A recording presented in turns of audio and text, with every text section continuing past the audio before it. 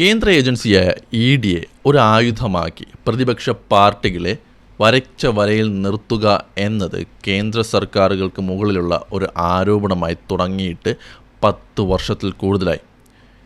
കേന്ദ്ര സർക്കാരിൻ്റെ സ്വന്തം ഏജൻസിയായ ഇഡി ഇതുവരെ അന്വേഷിച്ച 193 കേസുകളിൽ വെറും 2 കേസുകൾ മാത്രമാണ് തെളിയിക്കപ്പെട്ടിട്ടുള്ളത് എന്നത് ഇത് വരച്ചു കാട്ടുന്നു.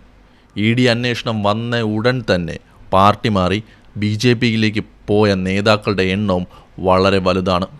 അങ്ങനെ പാർട്ടി മാറാത്ത ആളുകളെ കള്ളക്കേസിൽ കുടുക്കി ക്രൂശിക്കുന്നതും നമ്മൾ കണ്ടിട്ടുണ്ട്.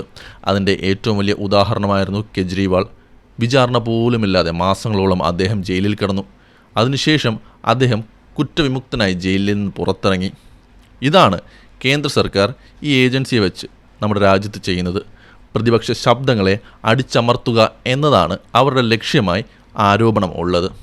അങ്ങനെ ഒരു അവസ്ഥയിലാണ് പ്രതിപക്ഷ നേതാവായ പിണറായി വിജയൻ്റെ വീട്ടിലേക്ക് ഇഡി വരുന്നത്. അതിൽ എന്താണ് രാഷ്ട്രീയ നിലപാടെന്നാണ് ഇപ്പോഴത്തെ മുഖ്യമന്ത്രി സതീശനോട് മാധ്യമങ്ങൾ ചോദിക്കുന്നത്. പക്ഷേ അവിടെ ഒന്നും തന്നെ രാഷ്ട്രീയ നിലപാട് പറയാൻ അദ്ദേഹം തയ്യാറാകുന്നില്ല. 12 തവണയാണ് അദ്ദേഹത്തോട് ഇക്കാര്യം മാധ്യമങ്ങൾ ചോദിച്ചത്. അപ്പോഴെല്ലാം ചിരിക്കുന്ന മുഖ്യമന്ത്രി ചിരിച്ചുകൊണ്ട് ഓടി മറയുന്നതാണ് നമ്മൾ കണ്ടത്. അതിനുശേഷം വിളിച്ച പ്രസ് മീറ്റിൽ പോലും തൻ്റെ രാഷ്ട്രീയ നിലപാട് എന്താണെന്ന് വ്യക്തമാക്കാൻ അദ്ദേഹം തയ്യാറായില്ല. അവിടെയും പരിഹാസങ്ങൾ കൊണ്ട് നിറയ്ക്കാനാണ് അദ്ദേഹം ശ്രമിച്ചത്.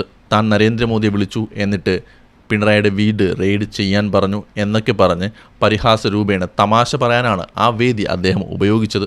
ഇനി നമ്മൾ കുറച്ച് പിന്നിലേക്ക് പോകണം. രാഹുൽ ഗാന്ധി, സോണിയാഗാന്ധി, പ്രിയങ്ക ഗാന്ധി ഇവരെ 55 മണിക്കൂറോളമാണ് ഇഡി ചോദ്യം ചെയ്തത്. അന്ന് ഇവിടുത്തെ പ്രതിപക്ഷ സഖ്യത്തിലെ പാർട്ടികൾ എടുത്ത നിലപാടെന്തായിരുന്നു? പിണറായി വിജയൻ, അന്നത്തെ മുഖ്യമന്ത്രി, കേരള മുഖ്യമന്ത്രി പറഞ്ഞത് ഇഡി പ്രതികാര നടപടികൾ തീർക്കുകയാണ്. കേന്ദ്ര ഏജൻസിയെ വെച്ച് പ്രതിപക്ഷ പാർട്ടികളുടെ ശബ്ദം അടിച്ചമർത്താനാണ് കേന്ദ്ര സർക്കാർ നോക്കുന്നതെന്നാണ്. അതിൻ്റെ ഏറ്റവും വലിയ ഉദാഹരണമാണ് ഇപ്പോൾ രാഹുൽ ഗാന്ധിയും സോണിയാഗാന്ധിയും നേരിടുന്നത് എന്നാണ് അന്നത്തെ മുഖ്യമന്ത്രിയായ പിണറായി വിജയൻ പറഞ്ഞത്. ഇതുപോലെ തന്നെയാണ് സ്റ്റാലിനും TMCയുടെ നേതാക്കളും അരവിന്ദ് കെജ്രിവാളും ഇതിനെതിരെ പ്രതികരിച്ചത്. പക്ഷേ പ്രതിക്കൂട്ടിൽ കോൺഗ്രസ് അല്ലാത്തപ്പോൾ അവർ അതിനെതിരെ എന്തെങ്കിലും രാഷ്ട്രീയ നിലപാട് എടുക്കുന്നുണ്ടോ എന്ന് പരിശോധിക്കേണ്ടതുണ്ട്. അരവിന്ദ് കെജ്രിവാളിൻ്റെ കേസിൽ ആദ്യം ആരോപണം ഉന്നയിച്ചത് കോൺഗ്രസ് ആയിരുന്നു എന്നതാണ് മറ്റൊരു തമാശ. അതിനെ ഏറ്റുപിടിച്ചാണ് BJP മുന്നോട്ട് പോയത്. അതിലാണ് ഒന്നും ചെയ്യാത്ത കാര്യത്തിൽ വിചാരണ പോലും നേരിടാതെ അരവിന്ദ് കെജ്രിവാൾ ജയിലിൽ കിടന്നത്. കേരളത്തിൻ്റെ മുൻ മുഖ്യമന്ത്രിയും ഇപ്പോഴത്തെ പ്രതിപക്ഷ നേതാവുമായ പിണറായി വിജയൻ്റെ വീട്ടിൽ ഇഡി എത്തിയപ്പോൾ ഇന്ത്യ മുന്നണിയിലുണ്ടായിരുന്ന മറ്റു പാർട്ടികളെല്ലാം തന്നെ അതിനെ നിശിതമായി എതിർത്തു. സ്റ്റാലിനായാലും മുഹമ്മ മൊയ്ത്രയായാലും അരവിന്ദ് കെജ്രിവാളായാലും അതിനെ ശക്തമായി എതിർക്കുകയും അവരുടെ രാഷ്ട്രീയ നിലപാട് എന്താണെന്ന് വ്യക്തമാക്കുകയും ചെയ്തു. അതിനോടൊപ്പം തന്നെ തേജസ്വി യാദവും. ഇവിടെ മിണ്ടാതിരുന്നത് ഒരു കൂട്ടർ മാത്രമാണ്, കോൺഗ്രസ്സുകാർ. രാഹുൽ ഗാന്ധി ഈ റെയ്ഡിനെക്കുറിച്ച് ഒന്നും സംസാരിച്ചിട്ടില്ല. ഈ രാഹുൽ ഗാന്ധി ഇതിനു മുൻപ് ചോദിച്ചിട്ടുണ്ട് എന്തുകൊണ്ട് കേരള മുഖ്യമന്ത്രി പിണറായി വിജയൻ്റെ വീട്ടിൽ ഇഡി പോകുന്നില്ല എന്ന്.